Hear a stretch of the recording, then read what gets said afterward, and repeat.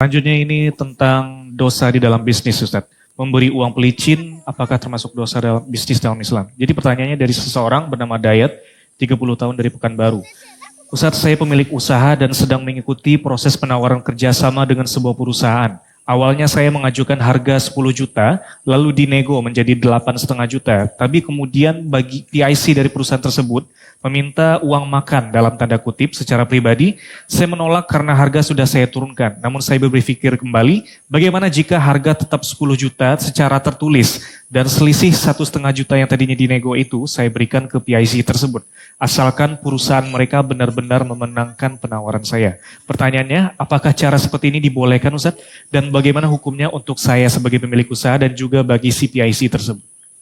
Di sini perkataan yang kita perlu soroti dari penanya adalah dia bilang asalkan perusahaan saya dimenangkan.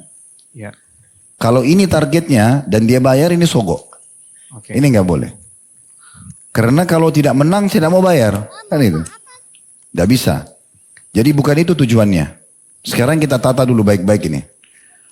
Kalau ada seseorang idealnya nih ya, dia ikut satu proyek. Yaudah dia ikut proyek apa adanya.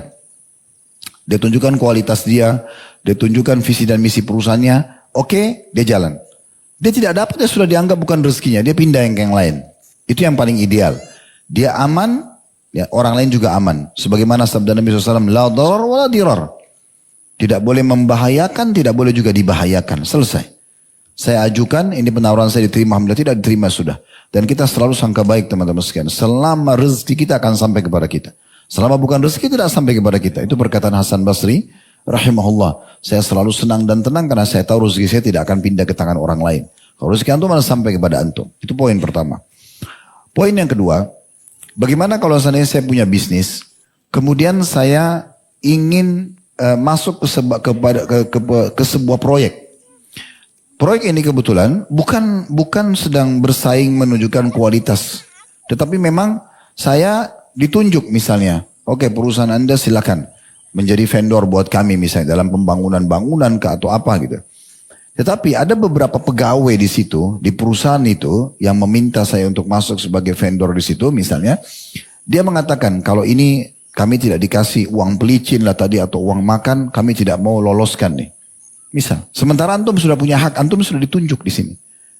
Dan kalau antum betul tidak membayar pegawai itu, maka mungkin antum tidak akan jalan misalnya.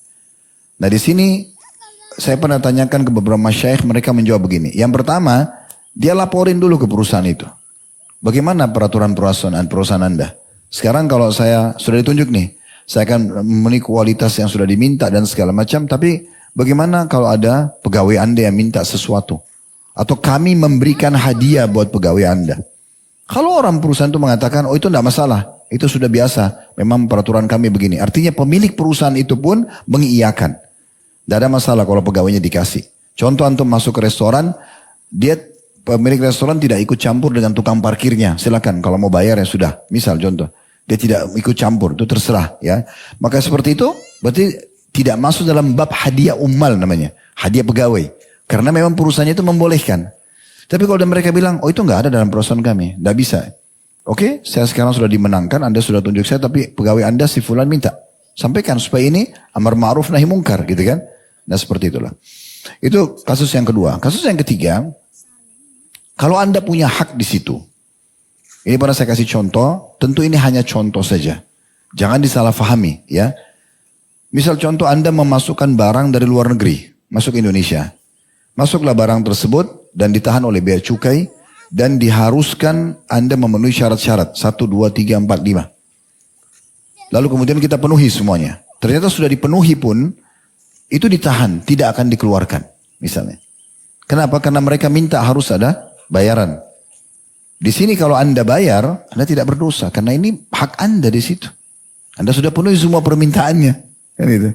Bukan barang terlarang yang sengaja dibayar untuk lolos, bukan.